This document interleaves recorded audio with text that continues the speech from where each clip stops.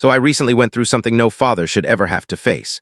Two men in a beat-up white truck rammed straight through my garage, splintering wood, bending steel, and shattering the calm of our Sunday morning. They called it final compliance. But that's not the part that still makes my heart stop when I think about it. No, the moment that chills me is when my 13-year-old son stepped out, calm as stone, wearing body armor and holding his AK-74. But let me take you back. My name is Mark Walker. Most days my life is simple. Coffee in the morning, bad jokes at the kitchen table, a half-hearted attempt at keeping the lawn alive. My wife, Lisa, she's the one with the sharp mind.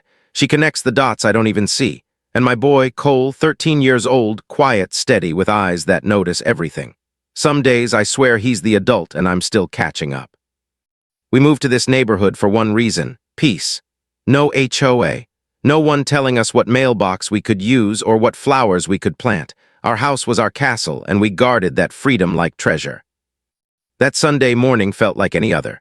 Coffee steaming, Lisa smiling at something on her tablet, Cole sprawled on the living room floor, tinkering with gears from one of his model kits. The house hummed with quiet, the good kind of quiet, the kind full of love. And then everything tilted. It started as a low rumble. Not a plane, not a delivery truck, something heavier.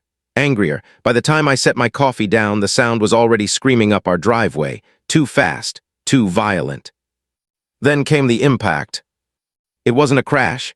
It was an explosion, wood splintering, glass shattering, the entire house shuddering as if the earth itself had split open under us. My mug skittered off the counter and shattered across the tile. For one breathless moment, there was silence, then the hiss of steam from a ruined engine. I staggered to the window. What I saw froze the blood in my veins.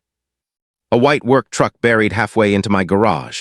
The door wasn't damaged, it was obliterated, and climbing out of that truck weren't dazed drivers or apologetic neighbors. No, these men were deliberate. Broad shoulders, hard faces, black shirts with HOA printed across the chest.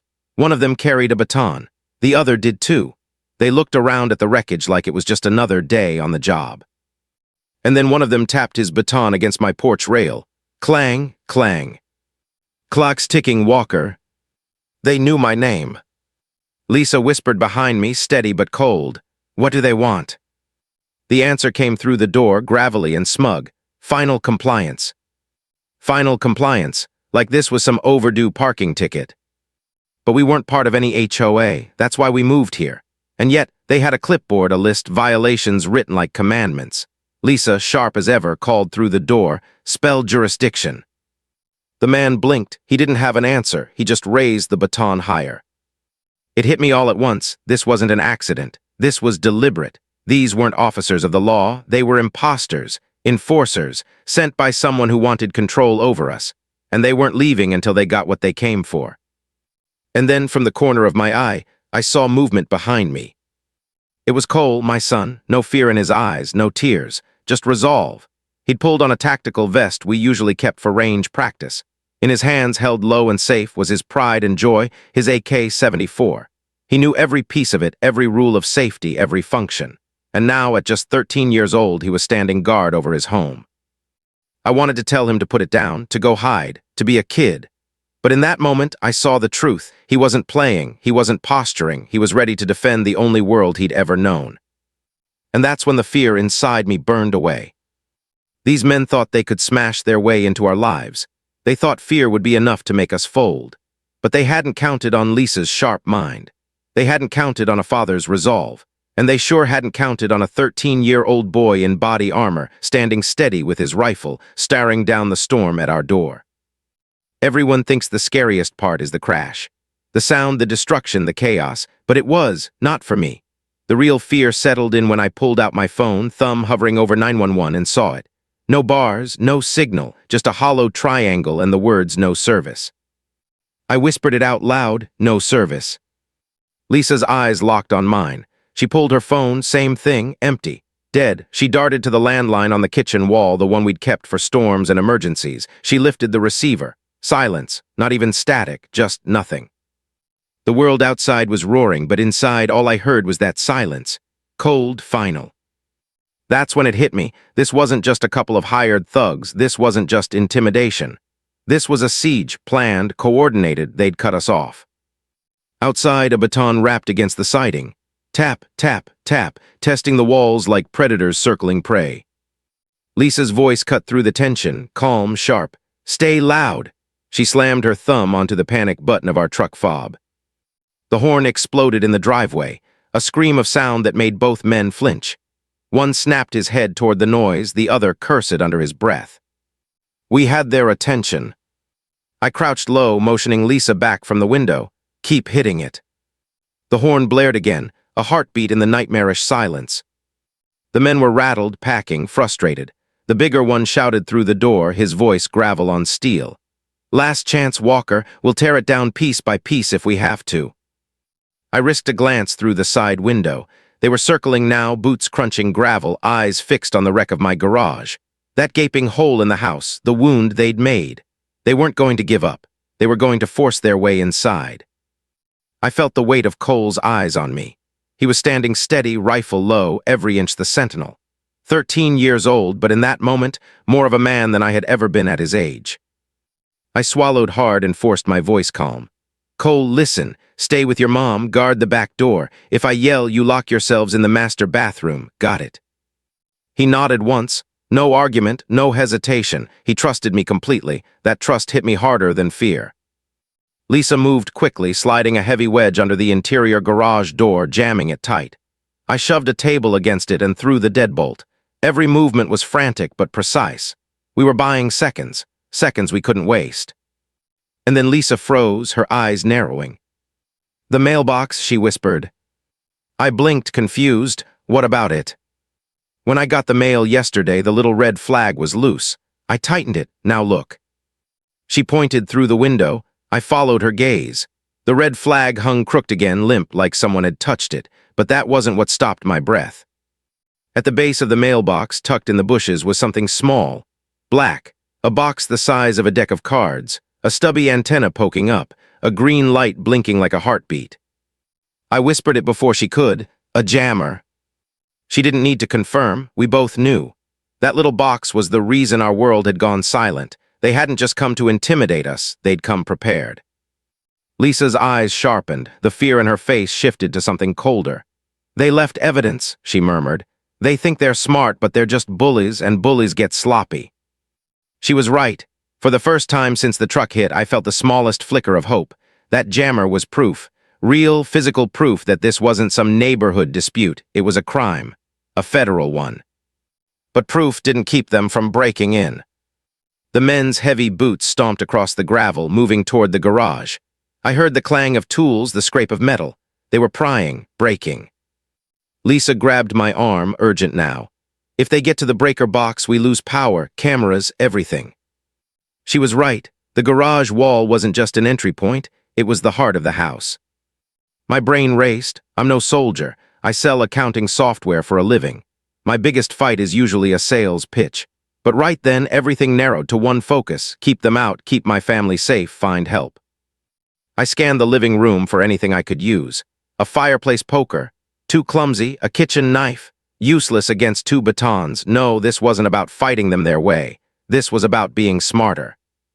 Lisa's gaze flicked toward the bookshelf, toward the dusty box sitting untouched since Christmas. The drone, a $100 toy, small, quiet, with a surprisingly good camera. No way, I whispered.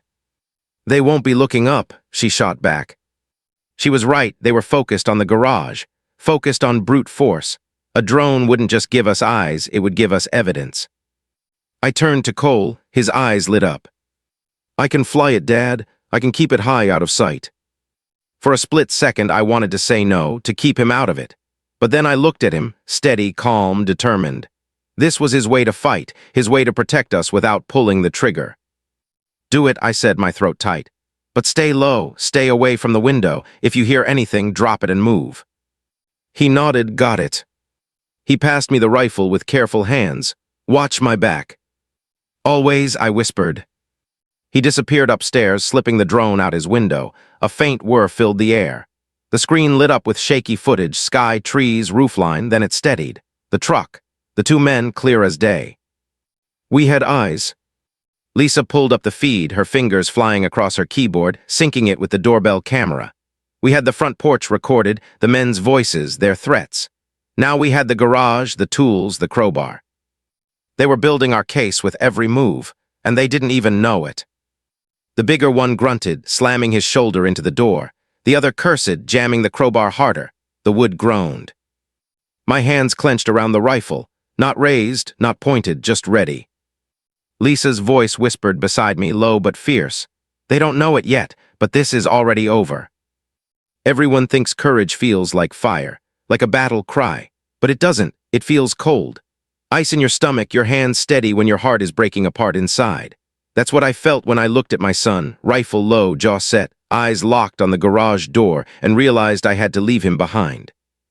The drone feed flickered on Lisa's laptop, showing the men slamming their shoulders into the interior door. My solid deadbolt groaned with each hit. They weren't getting through quickly, but they weren't giving up either. And then something shifted in my mind. A memory, a neighbor. "Tommy," I whispered. Lisa turned her head sharply. "What about him?" "His radios. He can reach anyone, even the sheriff's dispatch." Her eyes widened, then narrowed with worry. "Mark, you'd have to leave the house. You'd have to cross yards. They'll see you." I looked back at the feed. The men were packing, frustrated, their focus glued to the garage. They weren't watching the back, not yet. "It's the only way," I said. My voice sounded steadier than I felt. I passed the rifle back to Cole. He accepted it without a word, slipping into position at the hallway that led to the garage. His hands didn't shake, not even a little. "If they move toward the back, you yell. Don't hesitate," I told him. "I will, Dad," he whispered. Lisa's eyes locked on mine, fierce and terrified all at once. "Be careful." I nodded once, then I slipped out the back door.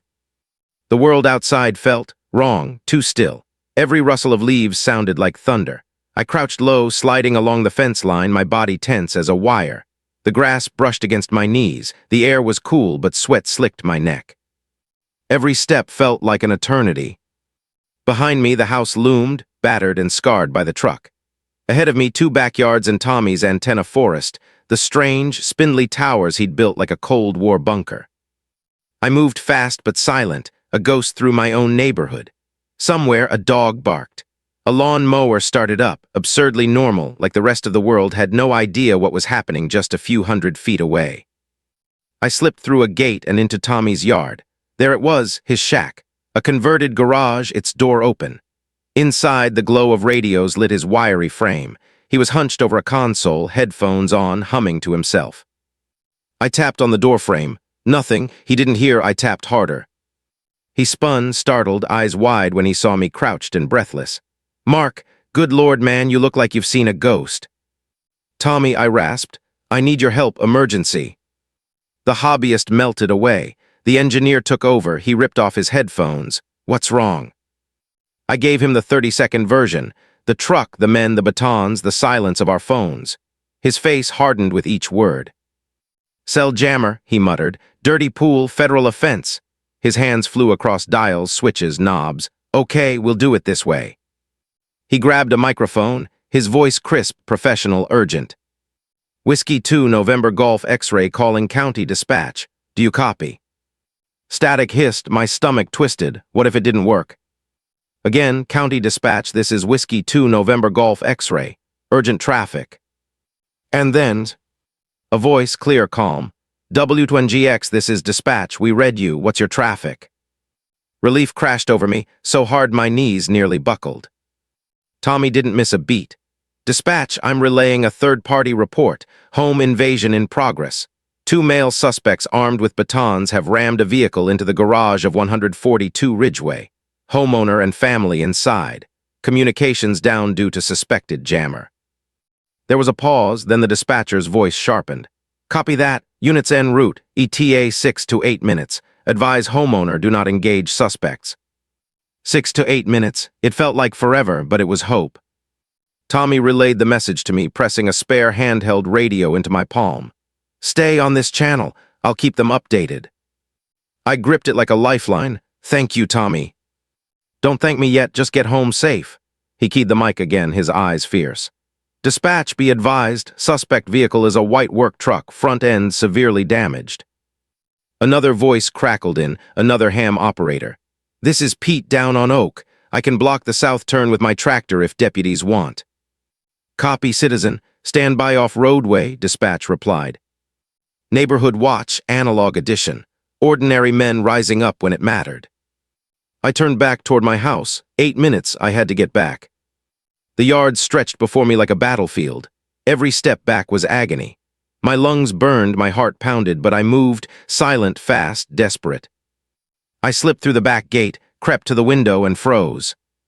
Inside, Lisa was pale, her laptop glowing. Cole stood beside her, rifle clutched tight. His eyes weren't on the screen anymore, they were on the hallway. The banging from the garage had stopped. I slid back inside. Lisa let out a breath like she'd been holding it the whole time. They're on their way, I whispered. Sheriff, 8 minutes. Relief flickered in her eyes, but it was drowned by something darker. She pointed to the laptop. The drone feed showed the driveway. A new vehicle had just pulled in. Sleek, black, a luxury SUV, windows tinted dark. It hummed with quiet, expensive menace. It wasn't the sheriff. Who's that? I asked, my blood running cold. I don't know, Lisa whispered, but it's not here by accident. On the drone, the two thugs had stopped hammering at the door. They were looking at the SUV, waiting. One of them checked his phone, screen lighting his face. He read a message, then nodded. The crowbar rose again. The big one cracked his knuckles. Whoever was in that SUV had just given new orders. Cole's voice was low, steady, unflinching. They're going to try again. And deep inside, I knew. The person in that SUV wasn't just anyone. This wasn't just about two thugs and a truck. This was bigger, this was personal. Everyone talks about how silence is peaceful. But there are kinds of silence that cut deeper than any scream. That's what it felt like in that moment. The kind of silence that told me someone far worse had just entered the game. The drone hovered above, its camera locked on the driveway. The black SUV sat there like a predator, its tinted windows hiding the face of whoever had come to oversee our destruction. The two men outside, the thugs who had rammed their truck into my home, suddenly straightened, like soldiers awaiting orders.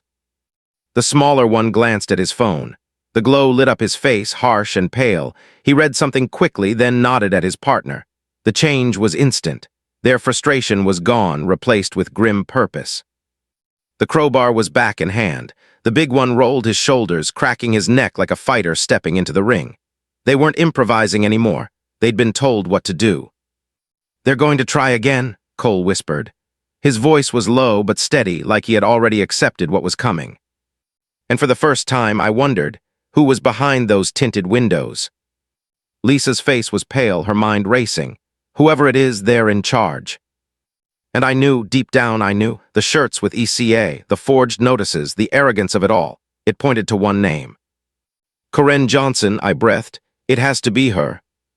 The HOA president, the self-proclaimed queen of Evergreen Crest, the woman who had sent us a letter months ago trying to claim authority over our home.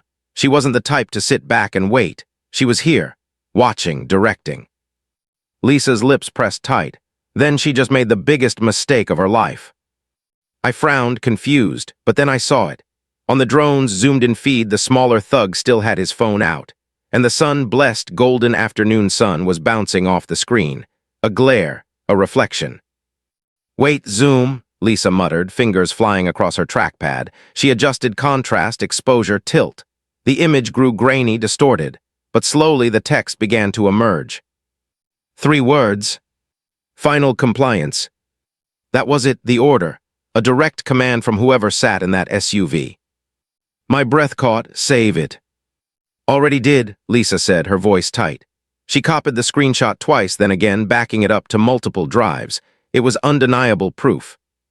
On the screen, the two men turned back toward the garage with renewed fury. The crowbar bit into the doorframe. The wood groaned and splintered. The big one rammed his shoulder against the panels, over and over. Each impact echoed like a countdown. Lisa stood beside me now, abandoning the laptop, her face pale but resolute. Cole held the rifle low, his body braced, eyes locked on the hallway that led to the garage. He wasn't trembling. He wasn't wavering. He was holding the line. And in the middle of it all, my own heart hammered with a single truth. We weren't fighting just two men anymore. We were fighting a system, a tyrant, A woman who believed she could expand her empire into our lives, who believed intimidation could break us. But she hadn't counted on this. She hadn't counted on a 13-year-old boy with the steadiness of a soldier. She hadn't counted on a wife who could see through shadows and turn evidence into a weapon sharper than any blade. And she sure as hell hadn't counted on me, an ordinary man, realizing just how far I'd go to protect what was mine. The door cracked louder now, splinters fell. The groan of wood became a scream. They were almost through. My knuckles went white around the rifle, not raised, not yet, but ready. The question screamed in my head. What do I do when the door gives way? What happens when they step inside? I'd always been a man of words, not weapons, but that day the line blurred, because behind me stood my family, my life, everything that mattered. Lisa's voice was a whisper, cold and sharp. We just need to hold just a few more minutes. And then, faint at first, a sound cut through the chaos. A siren, distant, growing louder, wailing over the ridgeline. Relief surged through me so hard it hurt. The deputies were coming. The men outside froze, startled. Their bravado cracked. They looked at each other, uncertainty bleeding into their faces. They hadn't planned for this. The crowbar clattered to the floor. The big one cursed under his breath. And just like that, the siege began to unravel. But the SUV didn't move. Whoever sat inside stayed perfectly still, waiting, watching. Karen Johnson wasn't running, not yet. Everyone remembers the sound of rescue differently. Some say it's the heavy boots of first responders. Some say it's the sight of flashing lights. For me, it was that siren. Distant at first, then swelling, louder, cutting through the chaos like a lifeline. The thugs froze in the garage. The crowbar dropped with a clatter. The big one's bravado cracked wide open. He cursed, his face twisted with panic. These weren't hardened criminals, they were bullies, paid muscle. And suddenly their paychecks didn't seem big enough. On the drone feed, we watched them scramble. They yanked their tools back, shoved each other, desperation spilling from every movement. Then they bolted for their truck, the one still half buried in my garage. The engine roared, coughing, spitting smoke as they backed it out in a frantic spray of splinters and gravel. But it was too late. At the crest of the hill, lights flashed blue and red. A sheriff's cruiser flew into view, tires shrieking as it skidded sideways, blocking the road. Another barreled in right behind it, forming a wall of steel at the end of my driveway. The truck's tires spat gravel, fishtailing as it tried to bolt, but a deputy was already in motion. Calm, precise. He flung a black ribbon across the lane, stopped sticks. The tires hissed and slumped, the truck lurching to a wobbling halt. The goon's day was over. But the black SUV, the Predator, shifted. Its reverse lights flickered. It was thinking about running. Another cruiser slid in, boxing it tight. Sirens screamed. The street exploded with flashing light and authority. Lisa gripped my arm. "Stay inside," she whispered, but I couldn't. I stepped to the porch, leaving the rifle behind. Hands empty, raised, my voice steady though my knees shook. "I'm the homeowner," I called. "My family's inside. We're okay." A deputy's eyes locked on me, relief flickering in his face. "Sir, stay right there. We're securing the scene." The scene, my driveway, my garage, shattered wood, twisted metal, the ruins of peace. But now it was also the scene of their downfall. Two deputies closed in on the white truck, guns low, calm, voices firm. Driver, passenger, hands out the window. The goons complied. Their arrogance evaporated. Hands trembling, faces pale, they were dragged out, shoved to the gravel, wrists cuffed in steel. Just like that, the enforcers were reduced to what they always were, criminals. But my eyes weren't on them. My eyes were on the SUV. Tinted glass, no movement. Then a deputy stepped forward, knuckles rapping firmly on the driver's side window. "Ma'am, step out of the vehicle." For a long, tense moment, nothing. Then slowly the door opened. And there she was. Karen Johnson. Perfect blonde hair, crisp white pantsuit, her face set in a mask of outrage and disbelief.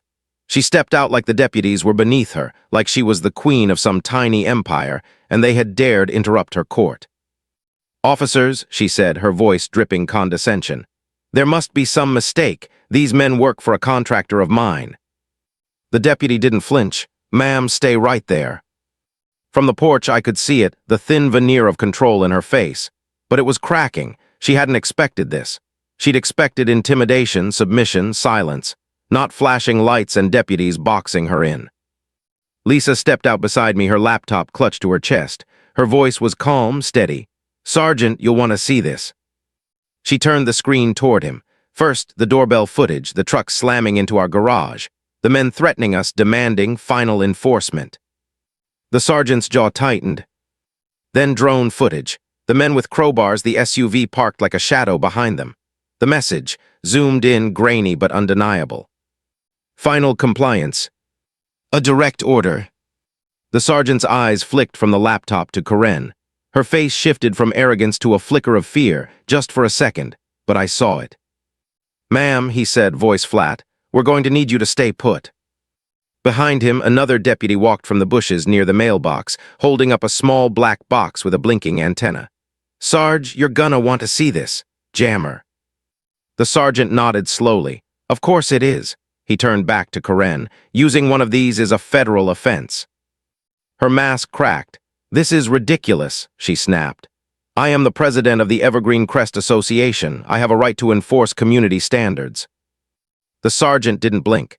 "Ma'am, your community ends at the ridgeline, and even if it didn't, crashing a truck through someone's garage and cutting their phones isn't enforcement. It's multiple felonies." Then to the deputy beside him, "Cuff her." The click of the handcuffs was the sweetest sound I'd ever heard. Karen Johnson, the self-appointed queen of her HOA kingdom, stood in my driveway, wrists bound, her empire collapsing around her. She sputtered, raged, demanded obedience, but no one was listening anymore. The deputies weren't her subjects, and neither were we. You'd think the sight of Karen Johnson in handcuffs would be the final act. But sometimes when a kingdom falls, it collapses in layers, louder, messier, crueler than you expect. The deputies worked with practiced calm, methodical, and sure. One photographed the splintered wreck of my garage. Another bagged the forged violation notices pulled from the cab of the white truck, each printed on fancy Evergreen Crest Association letterhead. Another collected the jammer from the bushes, careful as if it were a bomb. Everywhere I looked, evidence stacked higher and higher, the walls of Karen's empire crumbling piece by piece. And then a new car rolled up. A small silver sedan slowed to a stop behind the roadblock. Two people stepped out, confusion painted across their faces. A man in a sport coat, a woman in a neat blouse. They looked around, bewildered, clutching folders like they'd arrived for a meeting. I recognized them. Board members. Karen's board. They froze as they saw her, standing in the driveway, wrists cuffed, deputies flanking her. Their expressions curdled from confusion to shock to horror. Lisa didn't hesitate. She walked straight toward them, laptop still in hand. Calm, deadly calm. "Are you at the HOA?" she asked. The man swallowed hard. "Yes, we were told to come witness a compliance action." Lisa turned the laptop around. The footage glowed in the afternoon light, the truck smashing through our garage, the men threatening us. The zoomed-in image of the thug's phone, the message, final compliance.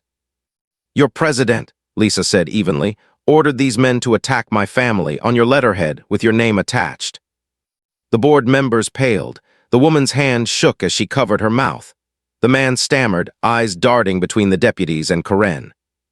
She didn't bring this to the board. We didn't approve this. We had no idea." The woman nodded frantically. "We thought this was just notices, routine compliance, not this." It was happening right there on the gravel, an implosion, a revolt. Karen's last fragile claim to legitimacy shattering under the weight of her own arrogance. Karen twisted toward them, her voice shrill. "Don't you dare! You're part of this board, you answer with me." But her allies stepped back. Their fear wasn't of her anymore. It was of the deputies, the evidence, the truth that was now impossible to deny. One deputy turned toward the sergeant. "Looks like she's losing her support, Sarge." The sergeant just shook his head. "Doesn't matter, we've got enough to bury this twice over." Still watching it unfold, I felt something strange. Not triumph, not victory, something colder. The realization that this wasn't just about one woman, it was about how far control can twist people, how power unchecked can convince someone that terrorizing families is just business. Karen raged against her cuffs, her words losing all polish. "This is slander. You're all against me. This family is defiant. They had to be made an example." Her voice broke on that last word, example. And I realized that's all we were to her. A lesson, a warning to others who might resist. But standing there, Lisa's hand tight around mine, Cole steady with his eyes on the deputies, I knew we'd turned her warning into our weapon, her tyranny into her undoing. The deputies moved like clockwork. One escorted the board members aside, taking their statements. Another cataloged every shred of evidence, the forged notices, the truck, the batons, the jammer. Each piece was another nail in the coffin of Karen Johnson's empire. I watched her face as she saw it happen, the cracks spreading, the certainty slipping.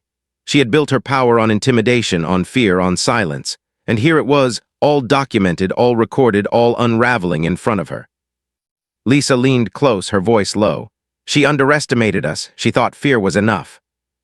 I nodded slowly. Fear had been enough for a moment. When the truck first hit, when the phones went dead, when the crowbar groaned against the door. Fear had ruled us then, but fear hadn't lasted. We'd pushed back with clarity, with resolve, with evidence, and now fear belonged to her. A deputy called out, holding up another bag of evidence. Sarge found this in the truck, stack of fake violation slips, all printed unsigned. Looks like they were planning a lot more of these. The sergeant's jaw hardened. He turned to Karen. How many families did you plan on intimidating with this scam? Karen's voice cracked. It's not a scam, it's community standards. The sergeant's eyes went cold. No, ma'am, it's a crime scene. The words hung heavy in the air, final and undeniable. And for the first time since that white truck tore into my garage, I felt the tide fully turn. The danger wasn't gone, not yet, but the balance had shifted.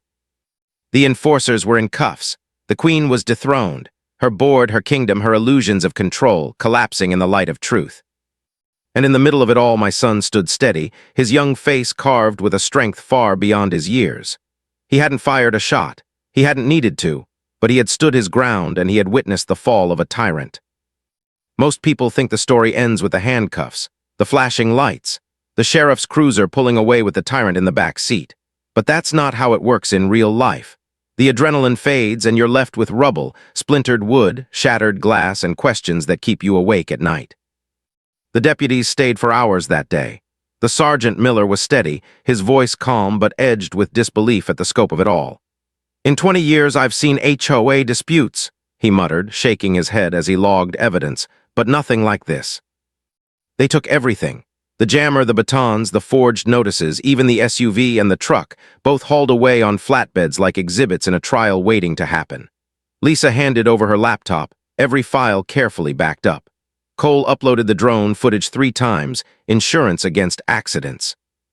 When the last cruiser pulled away, when the sirens faded into silence, the street felt strange. Quiet again, but not the good kind. Not the Sunday morning peace we'd started with. This quiet was heavier. It pressed down, reminding us what had almost happened. The garage was a gaping wound, beams bent, splinters jagged, tools scattered across the floor. Every time I looked at it, I heard the crash all over again. But at least, we were still standing. In the weeks that followed, the legal system moved faster than I thought possible. Maybe it was the evidence. Maybe it was the outrage. Maybe it was just the sheer audacity of Karen Johnson's scheme. Whatever it was, the prosecutors didn't hesitate. The charges stacked high: aggravated assault, conspiracy, property damage, the jammer, a federal count. The 2 thugs cracked first. Faced with years in prison, they turned on Karen without hesitation. They admitted everything. She hired them. She given them the forged notices. She told them to make an impression because we dared to say no. Karen's lawyer, a slick man with a watch more expensive than my truck, tried to spin it. He argued it was all a misunderstanding, that the text reading final compliance was just a note to leave a final notice, that the truck driving through my garage was an accident. But the videos played in court. The doorbell camera catching their threats, the drone footage of them prying at my door, the zoomed-in message glowing on that thug's phone. The jury didn't need speeches. The truth was right there on the screen. The verdict was quick: guilty. The thugs took probation and fines, their felony records branding them for life. Karen was stripped of her position, slapped with fines so steep her kingdom crumbled overnight. But the harshest sentence wasn't written on paper. It was in the way people looked at her. The HOA board turned their backs, the community she ruled with fear scattered, her name whispered as a cautionary tale. Evergreen Crest imploded. Homeowners rebelled, lawsuits piled up, and the board ousted Karen with a public statement dripping with apologies. They pointed at her, distanced themselves, swore they had no idea. Maybe they didn't. Maybe they'd just been too afraid to question her before. But now they couldn't run fast enough. For us, it was different. We weren't celebrating, we were rebuilding. The garage was torn down, the wreck hauled away. For weeks, the house looked incomplete, like a wound half-healed. But little by little, boards went up, new beams, stronger walls, a reinforced door. I wired it myself, every screw, every nail feeling like taking ground back from the nightmare she'd tried to plant in our lives. Cole handled it with quiet grace. No bragging, no swagger, just back to being 13. Video games, homework model kits. But every once in a while, I'd catch him staring at the rebuilt garage, his face unreadable. We talked one night, long after Lisa had gone to bed. "Were you scared?" I asked him. He was silent for a moment, then nodded. "Yeah, but I wasn't going to let them in, Dad." My throat tightened. He stood taller that day than I'd ever wanted him to have to. And yet he hadn't broken, he hadn't faltered. We talked about anger, about fear, about the weight of holding power in your hands, about how defending your family isn't about glory, it's about responsibility. He understood more than I expected, maybe more than I did. When the final nail went in, when the sawdust was swept, I carved a cedar board by hand, hung it between two posts at the end of our drive. It didn't say Walker. It didn't list an address. It said, "We don't start fights, we finish them, by law, by honor, by family." Not a threat, a promise. Neighbors saw it and nodded. No one asked questions, they didn't need to. And slowly the quiet returned. Deer still trampled Lisa's flowers. The mailbox still leaned when the wind blew. But it wasn't the same quiet as before. It was stronger, firmer, the kind of quiet that comes after a storm. And every time I turned up the drive, every time I saw that cedar sign catching the evening light, I remembered the truest thing I'd learned in all of it. A man's castle isn't the walls, it's the family standing inside them. People ask me sometimes, how do you move on from something like that? How do you sleep at night, knowing your home was invaded, knowing people you never even invited into your life tried to make you an example? The truth is, you don't move on. Not really. You carry it. Like a scar you don't always see, but it's there under the skin, reminding you every time the wind shifts. For weeks after, every sound jolted me awake. The creak of the floorboards, the slam of a car door, even the echo of my own footsteps at night. I'd reach for the rifle by instinct, my heart hammering before I realized no one was there. Lisa carried it differently. She buried herself in files, evidence, documents, as if organizing the truth could give her back the peace Karen tried to steal. Some nights I'd wake to the glow of her laptop, her face lit in cold blue light as she typed, preserving every detail so history couldn't be twisted. And Cole carried it quietly. No nightmares, no outbursts, but I'd see it in the way he checked the locks before bed, the way his eyes lingered at the garage when he walked past. He was only 13, but he'd stood on the edge of something men twice his age might crumble under. He hadn't fired a shot, but he'd been ready to protect, ready to defend. I thought long and hard about whether that was fair, whether a boy his age should ever have to feel that weight. But then I realized fair doesn't always exist. Life doesn't care if you're ready, it just comes, and when it does, you find out what you're made of. Karen Johnson found out too. Her trial became more than a case. It became a story of what happens when power twists into obsession, when authority turns into tyranny. Neighbors packed the gallery, whispering, watching as the woman who once strutted down their sidewalks in heels now shuffled into court in an orange jumpsuit. When the verdict came, guilty on every count, there was no applause, no cheers, just silence, heavy, final. Some said justice was done, others said it wasn't enough. But for me, justice wasn't the sentence. Justice was knowing she'd never again set foot on my land, never again send her thugs to tear into the lives of ordinary families. Justice was the cedar sign at the end of my drive, the one carved with my own hands, standing tall against the wind.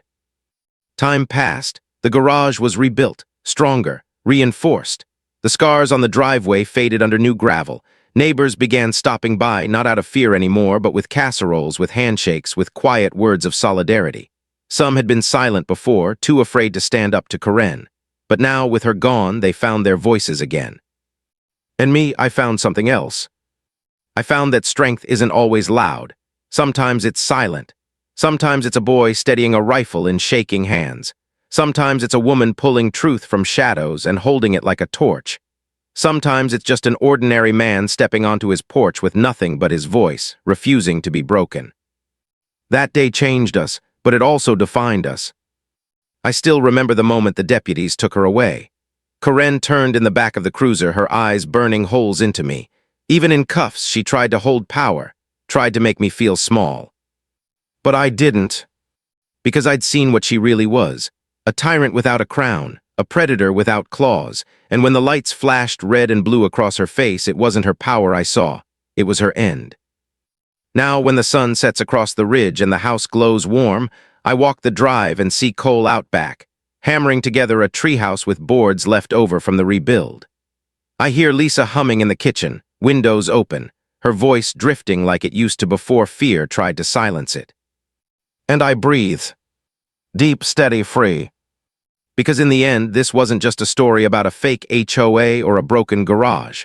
It was a story about what happens when people push too far, when they forget that families aren't numbers on a page, that homes aren't just property lines, they're sanctuaries, sacred, untouchable. Sometimes the strongest walls aren't made of wood or stone. They're made of love, of trust, of the unshakable truth that you do not let fear dictate who you are. And when I look at my son, 13 years old, his hands steady as he works, his eyes clear, I know one thing for certain. Karen Johnson thought she could break us, but instead she built us. And if anyone ever tries again, if another truck ever dares to ram through these walls, they'll find out what she learned too late. You can touch the boards, you can shatter the glass, but you will never take the family standing inside. You've heard this confession, now wait until you hear the next one, the truth that shatters everything you thought you knew.